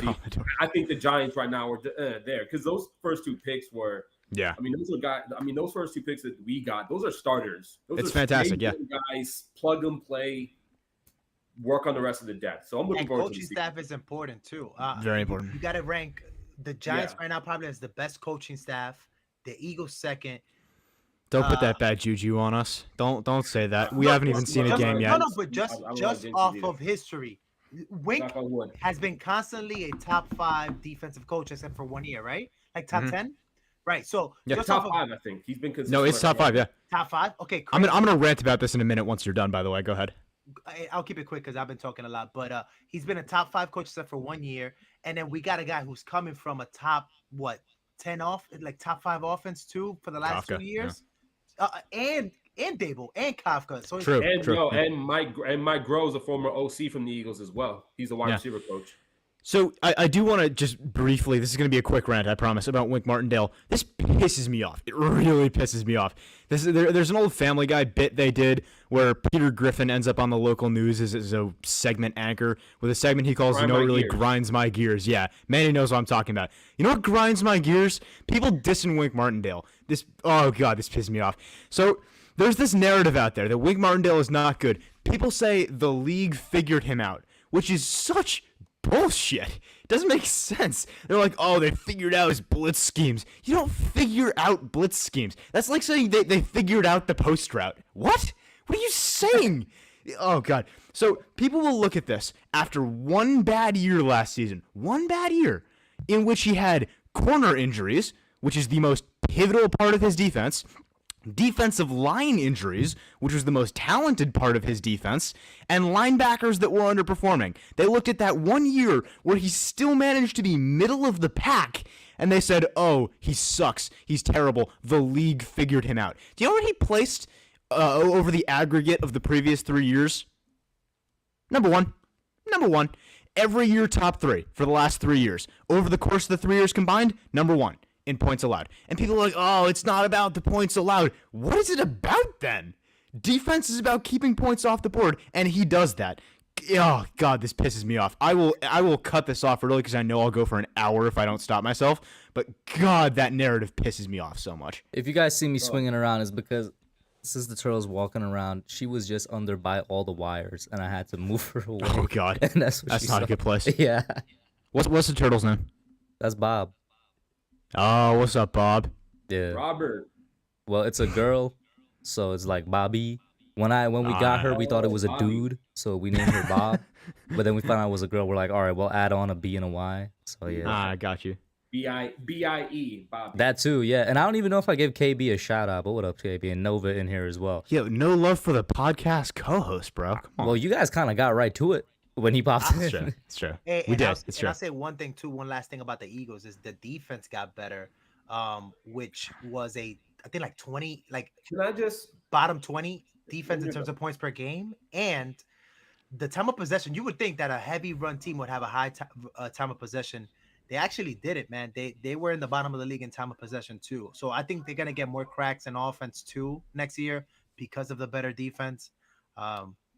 I see the Eagles as a scary team next year, man. Especially, but of course, Jalen does have to take that next step. I do think he will take the next step. I like his demeanor, though. I'll put it that way. Oh, absolutely. His demeanor's fantastic. I'm not gonna lie, that pick that the Eagles made from Nakobe Dean in the 3rd round, I was thinking that was a good move until I saw him at training camp and he was limping. Oh, was he really? I saw him in a video with him and Jordan Davis, and you see him just limping next to him as well. It wasn't like a huge limp or anything like that, but you definitely saw he was favoring one side. And that's something to think of. That's something to look into once the season starts. But 100%. Yeah. I mean, other than that, they had the second best draft in our division. There's an old adage in football and in sports in general, but I know it from football. Don't look for injuries, they'll find you. And that may be what we're looking at with a guy who has all the talent in the world, like Nakobe Dean. I thought he was LB1, and I'll stand on that. But if he does have injury concerns, that could be a problem for Philly. Maybe he did legitimately drop as far as he should have. He was dressed so nice to the draft on the first night, too. Yeah. Damn. That's tough. You always hate to see the guys in the green room, man. So I'm gonna do something right now that's because the worst part of the draft. That's the worst. Because man, I'm gonna step out because you got other dudes out here, man. No, I was just gonna say because I'm going for another 30 anyway. And I think you guys have that time. I really wanted to close out the show with y'all, so I'll just pop on Tim, and then we give Tim his time. Then we'll pop on Bobby, and we'll close it out. So let me. The Turtles coming on? No. Oh, did I just say Bobby? Yeah, Bobby Woodruff. Yeah, that Bobby. Yeah. Tim, Bobby and Bobby can both be on. Let's be real. Hello. Hey. Hello, what's up, man? brother? How you doing, What's bro? up, Tim? It was good. I got this Wink Martindale question. Everybody concerned about we don't have a number 1 corner, but this is my thing. A good defensive coordinator should know how to scheme around one weakness on defense. So this is my question: if Wink Martindale can't scheme around having a number 1 corner, is he considered a bad pickup? I think if you look at what he does specifically with his scheme, I don't want to excuse him necessarily for not being able to scheme around it, because there are always things you can do. But I also think that in a scheme that is so absolutely man coverage corner reliant, it's tough to look at what our corner situation might be starting and say, oh, how could he not? So it's a two-way street there. Yeah, and that's my thing. He need to adjust, because that was his issue last year in Baltimore. He kept trying to run this man-to-man defense when you don't have the corners to run it.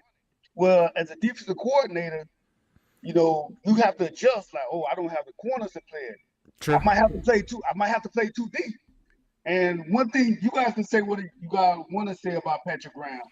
Patrick Graham was a blitz defensive coordinator. He knew he couldn't get to the defense. He knew he couldn't get to the quarterback. So what did he do? He switched up his defense. And my biggest concern with Wink Martindale is, he got that blitz man-to-man.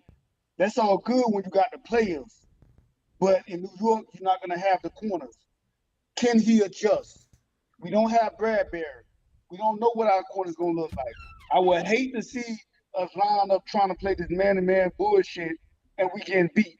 And I'm just going to be looking like, yo, bro, just play two man deep. Play 2 safeties at the top, because it's going to look ugly. Yeah, and that's valid. So I agree with Tim, because the point he brought up with Patrick Graham is completely true in my opinion. Remember when he got here in 2020, he didn't run the same defense he was running in Miami. He kind of just sort of created, I wouldn't want to say on the fly, but he created something new that turned out to work very well. It was Very like, true. stuff just broke right, and it was one of the best defenses in the league that year. The following year, we saw from the offseason acquisitions in the draft that he wanted to try and go back to what he had in Miami. We had a lot of man corners, but once again, injuries on the defensive side of the ball and whatnot, and he ended up putting out something that was just really bad. So yeah, Wink Martindale for being, and we just had a whole section of Nate saying he aggregate best defense in the league over the past 3 years. He should be able to, scheme around or work around that one thing right there. Go ahead, Manny, and then Antonio. And it's one corner, yeah. And I think one thing that's not, I heard that the stat, a lot of the edge rushers haven't gotten double-digit sacks in his defense, but also too, how many top 5 defensive ends, outside linebackers has the Ravens draft when he was D coordinator? And this is probably talent-wise, I would say probably the better out rush he's ever had, like edge rusher on paper, right? And you still got to play the game and everything like that. But I mean, this man came on Thibodeau. He was like the number 1 overall pick, when in high school, right? Yeah. He had that pedigree all up until the draft, and then everything gets funny. Hey, Michael Parsons isn't that guy. Hey, Rashawn Slater's not a legit left tackle. Blah blah blah blah blah. All this crap. So, I think that's something that's going to be interesting as well, is that now this seems to be a really good edge rush, not just Kayvon, but now, Leonard Williams, Dexter Lawrence, Azeez Ojulari. He's also a guy who likes bringing in his safeties and his corners, in as well. And the Giants do have athletic, cornerbacks in that side as well, too. And I think another thing, like maybe number 1 corner is a concern, but a lot of times in football, isn't it just like, okay, in this game, we're going to scheme this. Bradberry, so to speak. You're the bigger cornerback. You're the bigger defensive back. We're going to put you against Travis Kelce and have someone else play on that side as a quarterback in that situation.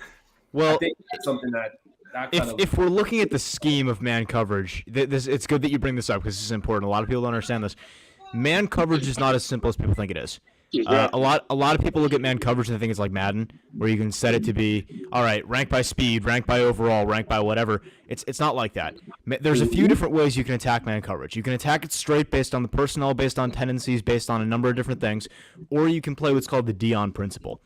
So the way the Dion Principle works, and this is something the Patriots do a lot, the way the Dion Principle works is the idea is, and it's named after Deion Sanders, your number 1 corner, who's your dominant guy, he takes the wide receiver 2.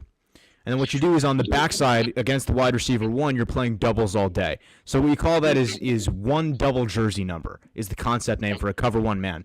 So when you're playing 1 double jersey number, if it's against, fucking the Cowboys, right? If you're playing 1 double jersey number, it'll be on CeeDee Lamb, and you'll say 1 double 88. So you'll say cover 1, and that'll be a Dory Jackson against whoever their wide receiver 2 ends up being. If Michael Gallup's hurt, it'll be someone else, but if not, it'll be Michael Gallup. And then the double is on CeeDee Lamb. So that's one way to attack man coverage with the Dion Principle, or you could be doing it based on packages. Teams love to have certain money plays out of certain formations, out of certain personnel groupings, and a lot of times that's when you're looking at, does James Bradberry cover a tight end because he's more physical? Or do you want a Dory Jackson covering the faster guy? That's when those matchups start to come into play when you're playing it straight. So I think it's important that we as fans sort of try and up our own IQ here and realize that it's not as simple as a lot of people think it is. Go ahead, Antonio, and then let me get Tim's next question. Yeah.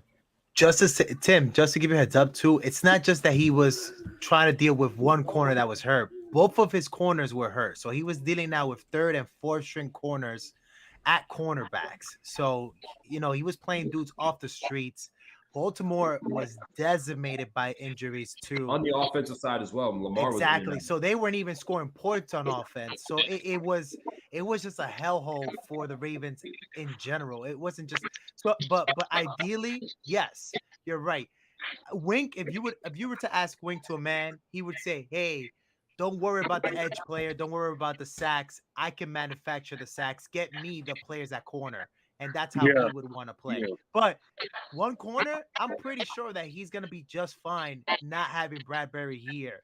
But Baltimore, it's a complete different story. He was just dealing with a whole bunch of injuries. Okay, this is my last question. I'm gonna get up. Well, yeah, I appreciate it, bro. When Manny, what Manny was saying, yeah, what I want to see Wink do next year is I think we finally got the pass rush, with all the guys up there. I would like to see him play two. He shouldn't have to blitz that much, because we got the Thibodeau, we got Ovalari, we got Williams. He shouldn't have to blitz that much. And this is my last question. Let's say we have a bad year due to him not having a corner. Should we keep him? Yeah. I don't think we're getting rid of anybody after just 1 year, man. I mean, we've had really, really short leashes with both of the regimes, but especially even though we all just argue he should be able to scheme around it, if the case becomes like, man, it was just such big of a hole that he can't, I'm not gonna get rid of him. But I'll definitely be like, all right, we gotta address that spot. Maybe I start looking at him sideways, but after a year, no, I don't think anybody should be gone or losing their job after a year. And one quick thing there, we talk about how he should be able to scheme around one player. That's true. We should also be able to acquire one player in an offseason. Like this year, obviously, we had a lot of things to address, so it's understandable why we didn't. But next year, if we need a corner, we'll get a corner. I'm not worried about it. Yeah. But it's hard to find. It's hard to find a true man-to-man corner. They don't fall on the street. I mean, you already know about that. All right, nice podcast. I enjoyed talking with you fellas. First-time caller, and you guys have a blessed night. For sure, Tim. Before you pop out, man, what's your name in the chat? If you're in the chat. Oh, Tim. My name's Tim. It's just Tim in the chat as well. Hey man, I appreciate it, bro. Thank you for calling in. Yeah, I don't have a podcast. No, I just like to listen to a bunch of Giants content. And you was talking one day on YouTube, and I just started listening, and I was like, okay, he know what he's talking about. So I'm just a follower and just first time caller. That's it. Much respect, brother. I appreciate it, man. Have a good night, bro. And then I see Super Taj in here. What's up, man? Hazelnut. And before we get to the last caller of the night, which is the beloved Bobby Woodruff, I just want to say, based off what Tim just said, guys, I appreciate everybody that tunes in, calls in, just supports the show, just being here. It's a great thing. Once again, the show is not here without you guys, man. So thank you so much. And then, Bobby, what's up, man? How you doing? I am very happy today. Walk-off home run for the Yankees tonight. Yeah. Aaron Judge. Yeah. I'm seeing a lot of tweets saying that Judge is going to get his money. Oh, yes, he might. Get his money. That's a whole other conversation. He doesn't get his money. I'm going to kick, what's his name? But Cashman. Sell the team to Aaron. You know what? I was mad at Cashman when he only gave Burning Williams a minor league contract. That was, I was angry. Well, it seems like everybody except me here knows baseball, so you guys could definitely chop it up about that if you want. I got no problem. I was just excited. I was just excited. Yeah. Casual as fuck. Manny and Antonio, I'm the other Bobby. I'm not a turtle, though. I love the turtle. Yo, get Bobby on here with Bobby, Kush. Bobby's Manny, back in her how tank. You doing? Good to see you, Bobby, as always. How you doing? Thanks, Nate. You're awesome. I love your comments. You are great. I agree with you on the defensive guy. He's awesome. I'm so happy we got him. Instead of the guy we had last year. What was his name? Idiot. That's what I call him. What was his name? Patrick Graham was an idiot? Yeah, he stinks. Harsh. He stinks. That's very harsh, though, man. I didn't like his concept. I'm in agreement with you too, Bobby. Yeah, we could have done better defense than he was. The other year he did good, but then we stepped backwards last year. It was horrible. Yeah. So where you from, Antonio? I'm from Manhattan, man. All right, I was born in the Bronx, moved to Queens. Manny, where you from? Born and raised Huntington Station, Long Island, New York. All right. You know where Glen Oaks is? Glen Oaks, yes. Yeah. Yes, that's where I'm from. Oh, right on. Strong Island. You guys see Mr. Softy lately? Yes. This is hilarious. It's kind of funny you brought him up because literally just last week I was like, yo, it's May, bro, and where are the ice cream trucks? I'm trying to buy some milkshakes. There's like no ice cream trucks around. And then this week they finally came out, man. Yeah, I know. Yeah. I'm so happy. Yeah. I usually ask the entertainer if he sees it all the time. He hasn't seen it before that. You guys know the entertainer? Yeah. Yeah, we know Chris. Yeah, Nate, you're awesome. I like you. I think you're smarter than like even announces on TV. Wow, that's high. Thank you, Bobby. I appreciate How that. old are you? You're not that old. You're like 16, right? I am 17, Bobby. You're close though. You're still young. I mean, some of these announcers on TV are morons, you know. Bro, I'm about to be. Well, that doesn't mean anything about me. Some of them are just morons. No, I know they are. They don't know. Well, speaking of announcers, to kind of steer it back to the NFL, you guys saw the contract Tom Brady got. Oh my God! Much props. I love it. $375 million over 10 years for after he retires. What network is he gonna join? Fox. Fox, right? He's gonna be the announcer with Fox. My God, really? They gave him all of the money. All of it. All of the money. Gonna be announcer? Yeah, after he retires, he's gonna be an announcer with Fox. That just tells me it's a throwaway Time year. to get a pillow. He's gonna put everybody to sleep. Time to get a pillow. We don't know that, but go ahead, Manny. He's about not to be gonna the be. coach. He's not. It's about to be his Coach K season right now. I Yeah. don't. That made me, don't bro, say that. I think Tom Brady is a big ass fugazi. What? That whole retirement deal. Yes. What? That whole Oh, you're talking about the retirement retirement deal? Okay. No, as a player, he's the second best player ever in the NFL. No, he's the first. Who's the first? Lawrence Oh, Taylor. No. We're starting arguments tonight, boys. I can tell you, We're I'll give starting you a reason why arguments. Lawrence Taylor's the best player in football ever. You can't do that. Bro, Lawrence If you're Taylor. talking positionally, Bro, Lawrence Yeah. Taylor literally, he just looked at quarterbacks and they were scared, bro. They were worried about him if he's man. on the Did field. Did y'all ever hear the Bill Belichick story about Lawrence Taylor? Nah. Oh, it's Wait, depends. fantastic. There's a lot, bro. There's a lot. Which Okay, one? well, there's one I'm thinking of that was like you just said.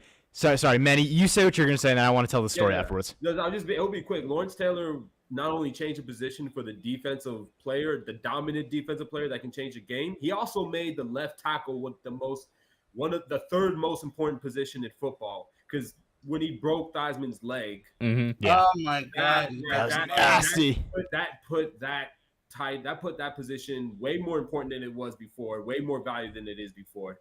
And not to mention also, I mean, how many dudes just take over the games like that weren't a quarterback anymore? Outside of obviously the elites. Like he would I never saw him play ever. But just just watching highlights, watching old games from before. And the stories. Yeah. I'm about to tell one in a second here. Hey, Hazelnut, you're completely right. And me pointing out that fact for some reason, because I made the tweet on Twitter, people was like, "Am I a hater?" I'm like, I'm never a LT hater. But it is true. He was fueled by the snow.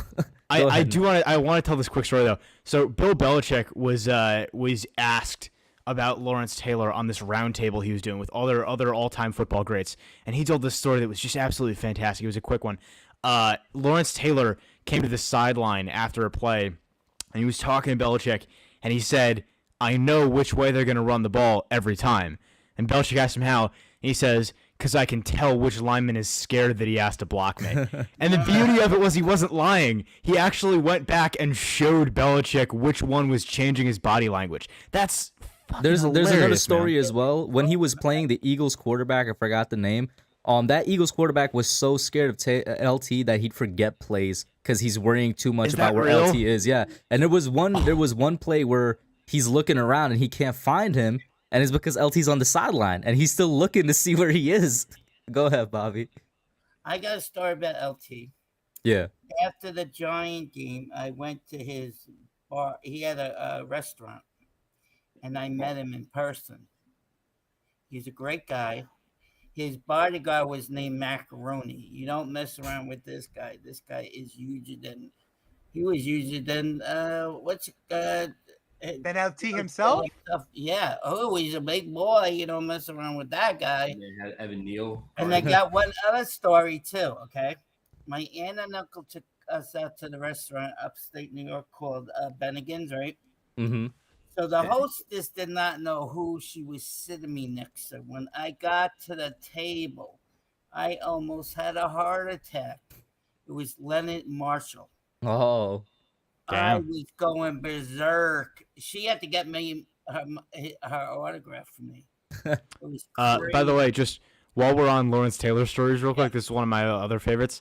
Do y'all ever see Lawrence Taylor in WWE? Yeah. Yeah, A lot of That's how people I got became into a Giants WWE fan. because of that. Oh God, it's Yes, I saw incredible. that. Yeah. That's how I became a I'll always Giants fan, remember bro. that. Him and Bam That's Bam Bigelow, bro. Come Yes, on. bro. yeah, That was Bam Bam Bigelow, yes. that's the story of how I became a Giants fan and just how I mean shit. I was always a wrestling fan as well, but man, Yeah. that was it. That was it. Bro, I legitimately think he would have taken Bam Bam Bigelow's head off, bro, in an Oh, actual yeah. fight. Bro, he was coked up, bro. He probably would have. I'll take LT You see versus that? Yo, you know anyone in that- a fight, bro. If he's got the snow, come on. He gave the Eagles tackle a hard time too. He always used to give the Eagles tackle a hard time too. Yeah. He used to Yeah, pass him all everybody. the time. He did not like playing him at all. I can't remember the guy right now, but yeah. So yeah, Nate, you're awesome. Manny, you're awesome too. Nice meeting you. It was my And pleasure. Everyone's Rocky, awesome. You're awesome too. He's from Miss. Manhattan. Ooh, down there. Ooh, good place to go to. So you- I appreciate you. Any Yeah, I'm last going thoughts to before we close it out Yankee here, though, Stadium. then, Bobby? What? Any last thoughts before we close it out here? Yeah, well, I think okay. I'm gonna give you the ratings who had the better draft. Mm-hmm. Giants definitely had the better draft than any other team in the NFC East. Okay. Okay.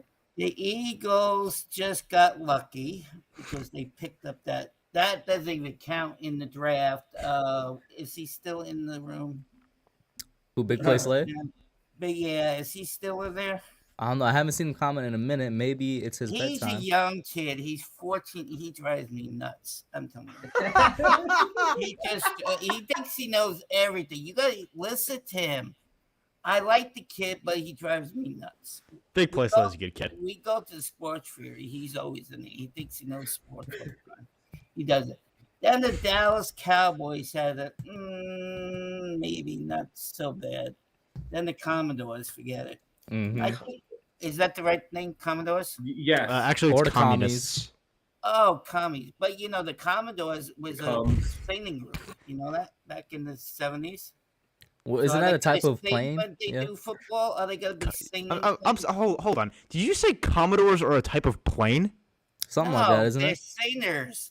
Back in the Commodores are pirates, bro. What am I No, thinking about? Is it like Commodore No, plane? they- Singers. Commodores was singers back in the 70s. It was a group called the Yeah, I'm right. Yeah, there is a What? Commodore plane as well. Don't get on me. What? Oh, I That is thought not that what was Commodores are as a mascot, though. Like, look at Vanderbilt's I mean, mascot. yeah. Listen, bro. I was an aerospace engineering major, so that's Yeah. the first thing that popped into my mind. So where's Bobby? Can she come into the before I leave? Yeah, get Bobby on, Kush. Come on. She's in the water. I'm not gonna take her out Oh. again. Go get the other Bobby. Man. We need him. I like Would you. y'all I wake like up your sister. kids to She's come a say nice hi? lady. That was your sister, right? Yeah, What's her name? I'm not gonna display that information. Oh no. yeah, no, that's fine, Hub. I'm sorry. Yeah. Hub, you're awesome too. I forgot you're awesome the best. No, I too. appreciate that, man. So you guys be on tomorrow, right? You do your Yeah. podcast? Young Guns should be on tomorrow. I can't remember if it's on mine or on KB's. I'm gonna have to go back and check whose turn it is. So you don't have anybody on, just you two, right? It's gonna be us two. I'm gonna be appearing on Pesta's show beforehand. I think he's gonna have Justin on. That takes Who's place right Pesta? before Young Guns. Pennick from Talking Giants. Who's the other one that you said that they had a thing tonight? And That was Vibes Eli Rax. He's on the New show York New York Arrival. Arrival, and they get a New York ton Arrival. of big profile guests tonight. They had Joy Taylor on the show. who's that? She's The The a better half of Colin Cowherd's show. yeah. Oh, really? Holy crap! I like Kellen Carter. Yeah. Yeah, she was also She's- she was isn't she she a was also blonde the hair media. chick? No, you're thinking of somebody Oh. else. That was the one before Joy, and before Joy was on Colin Cowherd. I she know was who on you're thinking of. She's Undisputed. not there anymore. You Yeah. know She's on who I Undisputed too, love? yeah? That girl from the football morning show on the NFL Network. You're thinking of Hey, Kush's hey, biggest Adam. football crush. Yeah, that's who I like. Kate Adams. Oh, Yeah. every time I see her, I get. I old. understand. These are laughing. Before this conversation goes in a direction Kush doesn't want to have on his channel, Hey. you want to Hey. wrap it up here, Kush? Wow! Wait! Hold on. After I give you such compliments, who's in charge? Listen, of this? Bobby, I'm just trying to protect Kush's channel here. Yeah, we I'm we can not have this saying- conversation off stream. I am not saying anything bad. I just said I had a crush on her. You know what? You're right. X-rated. God. Bobby Me. got a point. Bobby got a point there. He got a point there. I wish I didn't say any curse words, so I could. Wait, but I don't. Hold up. in chat, is Hazelnut right? Is Joy Taylor actually Jason Taylor's sister? Oh, You didn't yeah. know that? Yeah. I did not know that. No. Yeah, that's how she kind of got into the sports world. I Damn. think the Giants are going to be 11-6 guys this year. Ooh, okay, let's end it off with that. Let's end off with a couple of early record predictions. So we got 11-6 from Bobby. Antonio, what you got? You're muted. You're muted, bro. Yeah, muted myself. 9 or 10? 9 or 10? Manny? I'll be pessimistic. 8 or 9, 9 or 8. Nate? Oh, 17-0 Super Bowl champions. no, I don't think they're going all the way. 17, I'm saying 7 to 9 is the range, I'll say. 7 to 9. Okay, tonight I think that. And the only reason why I'm saying 9 to 10 is because the over/under right now in Vegas is 7.5. Oh, I Yeah. got a comment too. What is Thursday, guys? What's coming up on Thursday night? It's rookie mini camp. No, there's another thing that we have to wait for Thursday night. I have no idea. Oh, yeah, the schedule release. Yeah. Yeah. We already had our week 1 leaked. What? Well, we I saw had it leaked leaked twice with 2 different ones, so we'll see which one it is. True. And guess where we're playing against the Green Bay Smelly Packers? Yeah, London. London. Let's Oh, go. Yeah, In, we're gonna kick their in butts over Queen's there. backyard. Yeah. Yeah. But guys, I'll let tell you me what, though. let Yeah, me go sorry, ahead and end this out, though. We already 140 going on. Bobby, Yeah, thank you so much are. for calling, man. I know. I like your channel. That's why you're awesome, Hub. I appreciate it, man. You bring a nice Nate's energy to the awesome. room. Nate's awesome, but he has to remember who's in charge of this. talk, not You know what? That's a great point. It's an excellent point there, Bobby. Oh, where do you go to end this chair? I'm kidding, but yeah, I give you all his comments. Be nice to me. I'm an old fart. I'm 53 years old. Okay, I'm an old And being nice to fart. his cats, too, man. Oh, my cat is up there sleeping. Her name is Nala. Okay, does anybody want to know what movie Nala's from? The Lion King? Yeah, I didn't know that. Manny, it was great to meet you. I hope I talk to you shortly.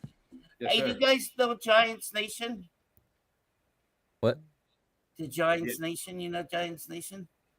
On Twitter, right? Yeah, I think. No, on YouTube. They're great too. Yeah. I like them. Antonio, you muted. I want to talk to you too. Yeah, I'm here. I'm listening.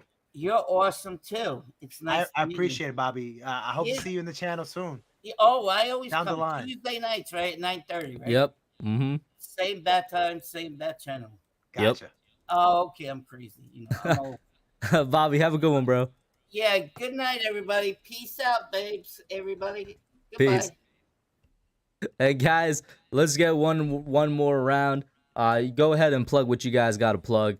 I'll give a shout out to Chad, and we could finally end the stream here. I'll start first. Obviously, you see behind my man's head, Breaking Tackles, New York Giants podcast. We're recording our show Thursday, coming out Friday. And we're going to be trying to just come out with, every different content every time. We have an idea that we're just going to try to just come out with a video each week, just talking about a player that we like on the team, on the roster as it keeps going and growing. And, hey, appreciate everybody. Appreciate you, Hub, Kush. Thank you. Good as always. Nate, always a pleasure. Antonio, you already know. Go ahead there, Tonio. Yeah, Manny wrapped it up beautifully, man. Just like talking football, man, with you guys, Nate and Kush, you guys are very, very knowledgeable when it comes to talking football. And I'm saying we all don't have all the answers, but it's definitely more fun when you're talking with somebody that can bring can back up their work and then not just saying things to say things. So I love coming here and talking with you guys. And finally, Nate, anything coming up this week, next week, the month? I don't know about coming up. I kind of just go based on whatever I feel in the moment. But I did just upload a video for the first time in literal months. So y'all can go check that out if you want. But thanks for having me on again, Kush. Good to talk to you. Appreciate it. And to all 56 people in here right now, thank you so much for tuning in. We got 56, but 36 likes. Please hit that like button. It helps it get out to the YouTube algorithm more. Make sure you sub up all these fine gentlemen in here. And shout out to all y'all, Mike Nixon, Nova, Namar, Joseph, excuse me, I just burped, Tommy, Hazelnut, going up here. We got, why is the same people was commenting over and over? JD, Supertaj, just everybody in here. There was a good amount of y'all just commenting over and over. I appreciate it, though. Keep the chat rolling. That's it for now. We're going to be out. Shout out Bobby.